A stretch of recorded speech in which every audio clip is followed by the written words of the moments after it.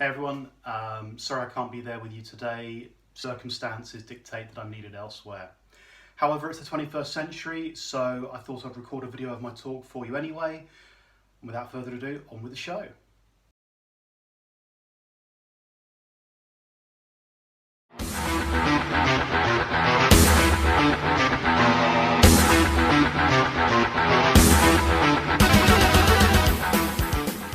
My name is Andrzej Marchewski. I am a gamification solution consultant with Motivate.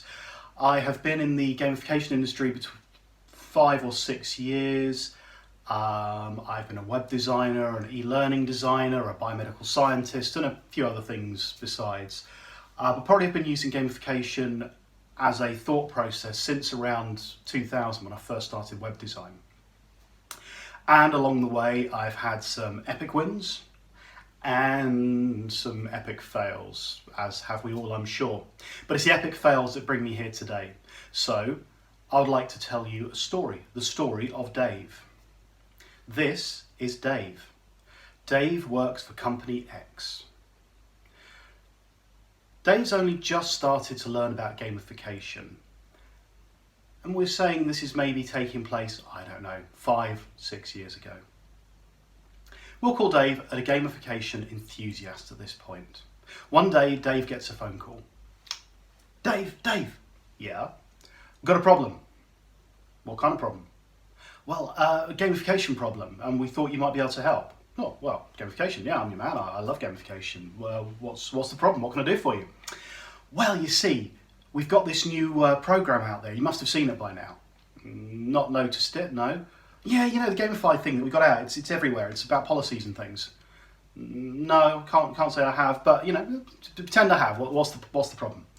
Well, somebody started cheating. Oh, cheating. Oh, that's not good. We don't want cheating. So what's this, you know, what's going on? Well, he's abusing the system, and we need to work out how to get around it, because he's at the top of the leaderboard and no one can reach him. Oh, right, okay, so there's a leaderboard. Yeah, there's a leaderboard. All right, tell me more about this gamified system. What do you have to do? Okay, well, it's really simple. We want people to read this policy. So first of all, they go and read the policy. That gives them some points. Yeah, cool. And then they do a quiz. That gives them some points. Cool. And then they email their friends to get them to join, and they get points for that. Okay, yeah, I'll see that. And they use the internal social network with a hashtag, and that gets them some points. Okay, right, yeah, that sounds good. I can see where you're going with that. Doesn't sound very exciting. Why would he be cheating? You know, what is he actually doing? Oh, well, you know, he's emailed 8,000 people, and he's destroying the internal social network with the hashtag. Okay, so we're not talking crime of the century here, are we? So, but again, I don't really understand. Why would he cheat? He didn't do anything daft, like, I don't know, put a reward in there or something silly. Oh, yeah, we got an iPad. Oh, still an iPad. I mean, it's not worth the time it's going to take 8,000 emails. I want an iPad, but I don't want 8,000 emails worth.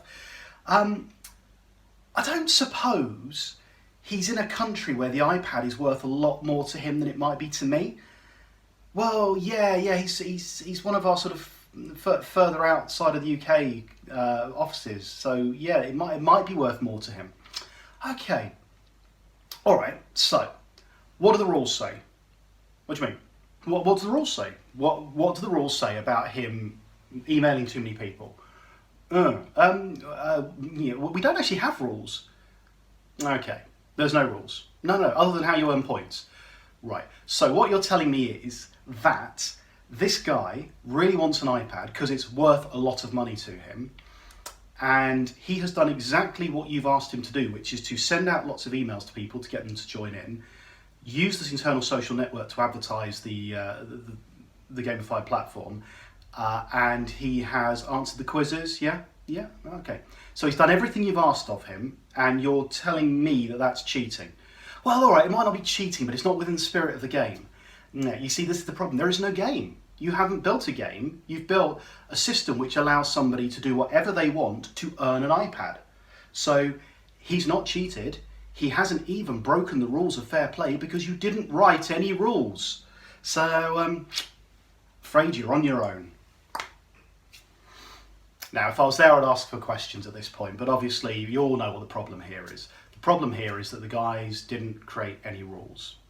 And on top of that, they threw in a reward that they hadn't considered the value of, the unintended consequences of including a reward. So the lessons to learn there, rules and rewards. You got to have rules, especially if you're going to have rewards. Our second story takes place about a year later. Dave's got a bit more involved in gamification. He's done a few more things, done a few talks. He's written a book at this point out on Amazon, and he thinks he's pretty good at this now. And he gets another phone call. Hi Dave. Hello. We've got a gamification project we want you involved in. All right, okay, what's gone wrong? Nothing's gone wrong. No, there's nothing wrong. We want you to help build it. Brilliant. Bring it on. What's the problem? What do we need to do? What are we trying to build? Well, we've got a company who want people to get more involved with knowledge management. So we want them to sort of give new ideas and sort of get involved in the community around project management. About 60 people, small pilot program. Got a platform that can handle a lot of this. Just need some ideas on how to set up the points and how to set up the rewards and leaderboards and all that kind of stuff, and a little bit of narrative around it maybe. Brilliant. Sounds fantastic. I am your man. So, first rule. Write some rules. We need to know, I've learned this lesson. We need to kind of build some rules around this, of what people can and can't do, what the expectations are. Yep, brilliant. We'll start doing that. And then the other thing is no big rewards. If it's a knowledge management system and you're getting ideas through, then there's an intrinsic reason to do it because A, it's helping the company, but more importantly, there's recognition around this, a bit of pride for your ideas getting surfaced. And if we throw in a guarantee that your management will see the ideas and your work, and maybe there'll be some kind of, some of your ideas get brought out into the real world, that's the kind of reward we're looking for, not a physical reward. Okay, got it? Yeah, no worries at all. Brilliant. Other thing you've got to remember is that in the first week, so how long are you do this for? About 3 weeks. Okay, right. So in the first week, you have a massive spike of activity. It's going to be great.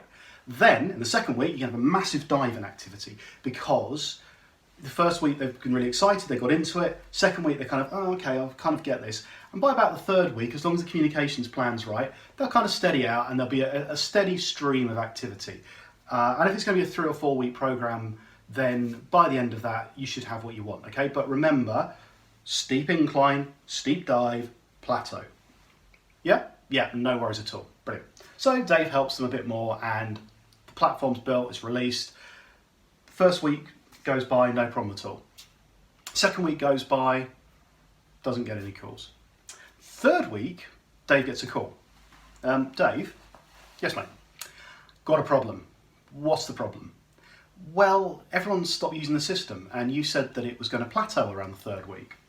I did, didn't I? Well, okay, so talk me through it. First week, what happened? First week was brilliant. Loads of stuff went through. They were ecstatic. It was amazing. Loads of activity. Fantastic. Cool. What happened in the second week? Well, in the second week, it kind of dived for a bit and then it picked up again. Yeah, about halfway through the week, it picked up again. And then third week, it's kind of died off and we're getting some complaints. They're saying, by the end of the second week, people were cheating and they were making deals and it just didn't seem to be working properly. Okay, just out of interest, did anything happen in the second week that maybe was a bit outside of our original plans? Oh yeah, well, the company didn't like the fact the activity had kind of nosedived in the second week, so they threw in an iPad and the person who had the most activity got the iPad. Dave. But David hung up at that point.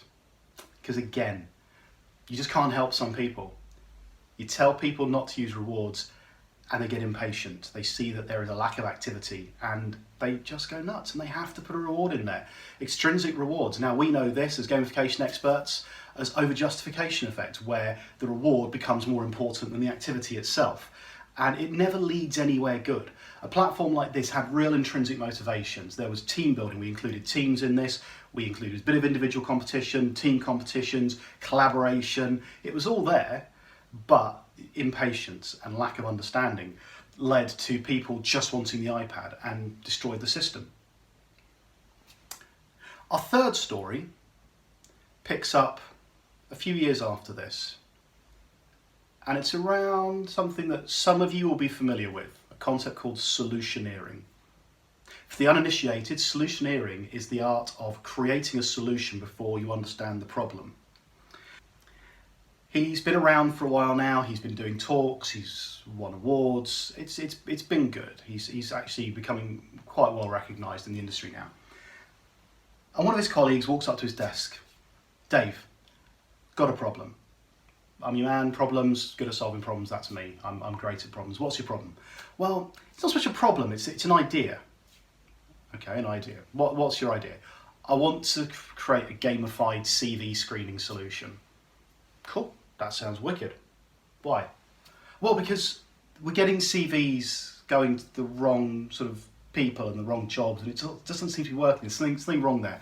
And we think that the CV screening process is not working properly. Cool, that sounds great. Have you got some ideas? Yeah, we've got loads of ideas. So Dave sat down and they went through solutions, and they kind of had some great ideas around how they could screen the CVs, and there were puzzles and games and online assessments, and it was a fantastic system. But then Dave's colleague said something that just made him think a little bit.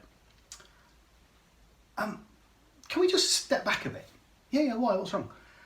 How do people kind of give us their CVs? Oh, well, they go to our website and they fill in a form and it comes to us and they attach their CV to it. Okay, cool. Can I have a look at the website a second? Yeah, of course you can. Yeah, let's go. So Dave goes on the website and has a look. And on the website, there is a job section.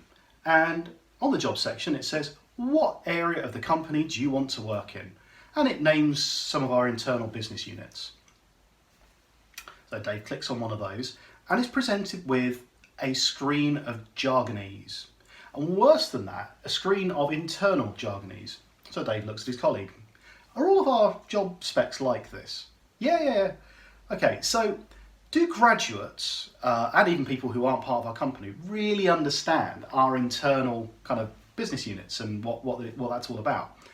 I don't know, do they? Well, I don't, and I work here, and I don't understand half of what's on this. So, how does a guy just out of university have any real expectation to know where they're going on this website? I don't know. So, again, the process. They go on the website, fill in the details, so attach their CV, and the CV goes to someone, and that somebody is then giving that CV to the wrong role. Well, not exactly. When it comes from the website, it appears to be going to the wrong areas. Oh, could that be? Maybe, because they don't understand what's on the website. They don't understand our internal jargonese. Oh, that's true, they might not. And so, would it be possible that if you changed the language on the website and maybe added some paragraphs of explanation, you wouldn't necessarily be getting things through to the wrong people? Hey, that's true.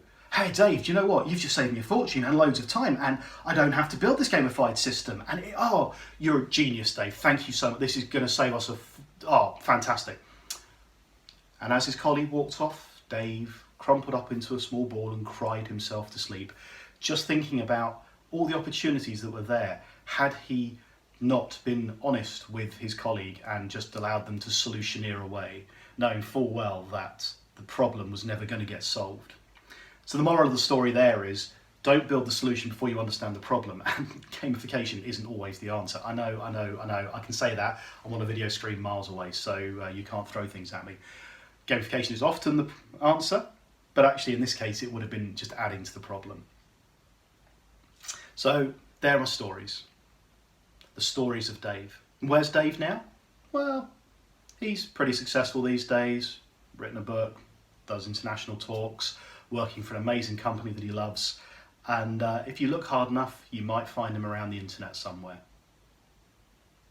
Thank you very much, enjoy the rest of your day, and I'll see you soon.